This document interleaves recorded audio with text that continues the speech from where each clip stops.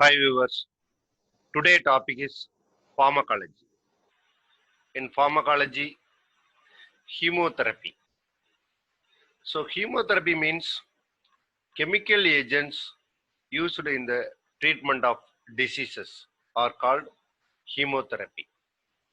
In chemotherapy, we are using the term antibiotics. So antibiotics are the substance which is derived from microorganisms and used to suppress or kills the other microorganisms are called antibiotics.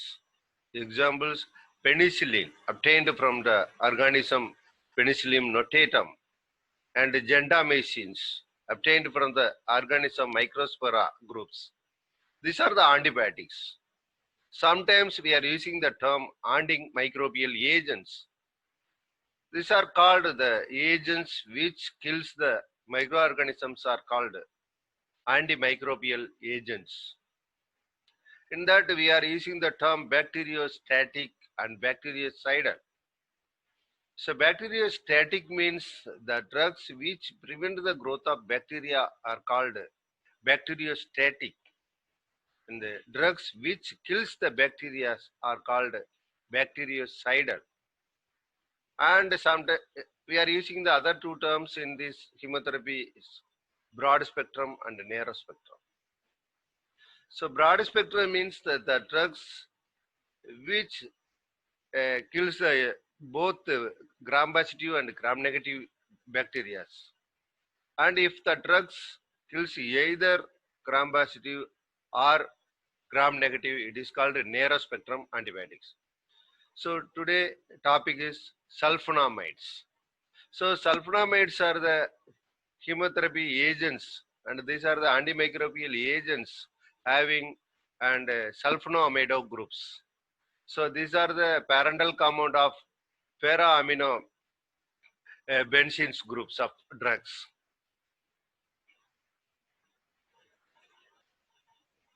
Sulfonamides are the first effective chemotherapeutic agents used for treating bacterial infections in man. So it was synthesized by Gelmo in 1908. It is a dye used as urinary antiseptic first. So red dye called Brondocils. So it treated the experimental streptococcal infection in mice and found it was highly effective.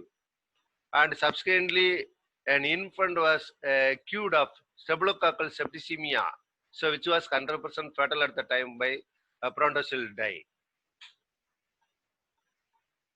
The presence of para-amino groups helps in antibacterial action in sulfonamides. They are white crystalline powder and poorly soluble in water. It is effective against many gram-positive and gram-negative infections.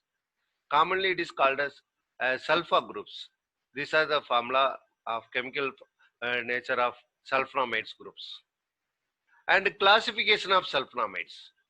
So sulfonamides classified into three groups. There is a short-acting and long-acting and intermediate acting. And short-acting, that is hour is 4 to 6 hours and rapidly absorbed it is, and sulfadiazine and sulfasalazole. A dose is 0.5 to 1 gram QAD, and for child 150 milligram per kg, 4 to 6 doses. Intermediate acting, I mean 8 to 12 hours, that is sulfamethoxazole, that is 1 gram BD for 2 days, then 0.5 gram BD.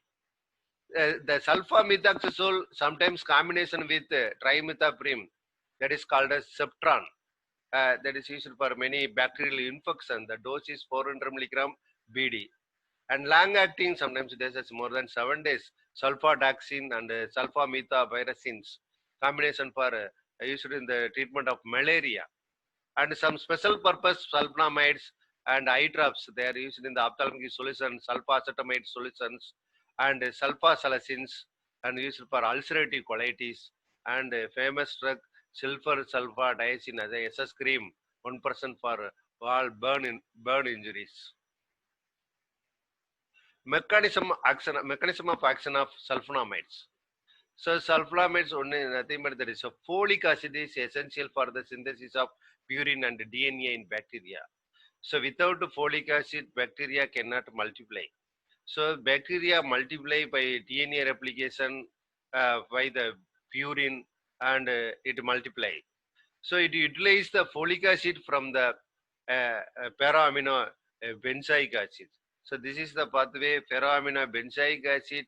With the help of this dihydropteroate synthase enzyme, it forms a dihydrofolic acid, and dihydrofolic acid reacted enzyme and helps to form the tetrahydrofolic acid, and it forms the purine and the DNA and multiplication of the bacteria.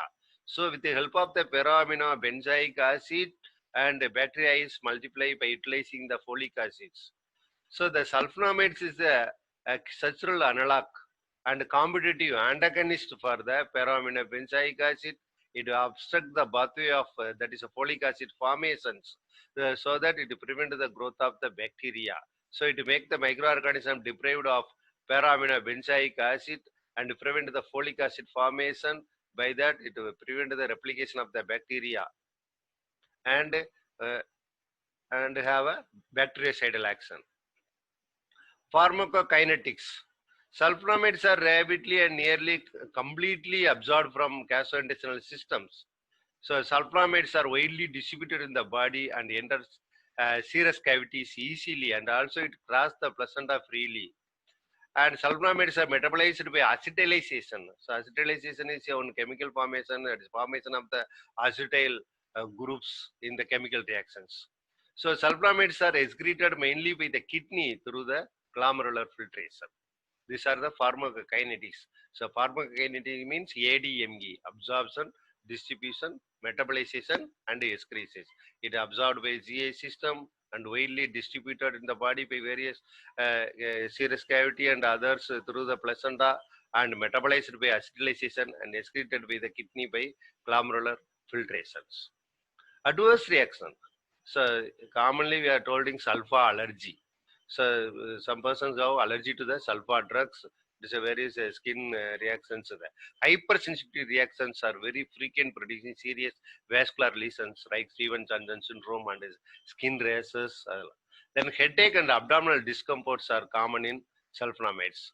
And renal damage include crystalluria. Crystalluria means that is a precipitate in the urine, can cause obstruction in the kidney and the tubules and hematuria. These precipitation will obstruct the renal tubules, and peripheral neuritis and hypothyroidism are the common adverse reactions.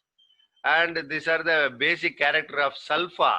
That is a remember of sulfa. S for solubility is low, and U for useful for urinary tract infections, and L for a large spectrum. That is a broad spectrum antibiotics, and F, it is a folic acid synthesis blocker, and A is analog for para-amino benzoic acid or antimetabolites.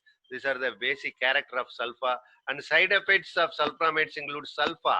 I mean, yes, hypersensitivity reactions goes for Stevens-Johnson syndrome and skin rashes, and U for urticaria and urinary precipitation, that is crystalluria, and F, folic acid deficiency, and aplastic anemia, and L, leukopenia. Leukopenia means that is a reduction in the WBC cell, and aplastic anemia. These are the side effect of sulfonamides. And the drug interactions, when you administer sulfonamides group, we have to observe the following drugs, because the following drugs have interaction with the sulfonamides. There are the oral anticoagulants have interacted with sulfonamides and reduce the effect of anticoagulants.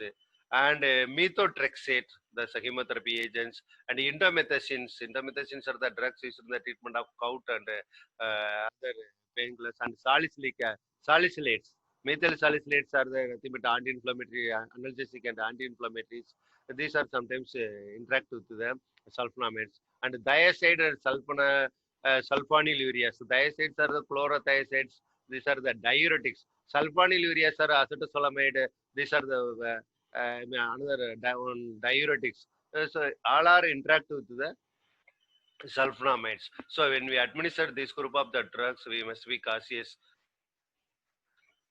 And therapeutic uses of sulfonamides are treatment of urinary tract infections. It is called as urinary tract. Initially, it starts with the urinary antiseptics. So it is a treatment of urinary tract infections and upper and lower respiratory tract infections and typhoid fever treatment. So for the combined primethoprim, we are used for a typhoid fever to treat some bacterial diarrhea and to treat plague diseases and neonatal meningitis due to the E. coli. The E. coli causative organism neonatal meningitis are treated with sulfonamide and the burns treatment, especially sulfur sulfatizine for the drug of choice for the burns treatment. So far we discussed about sulfonamides.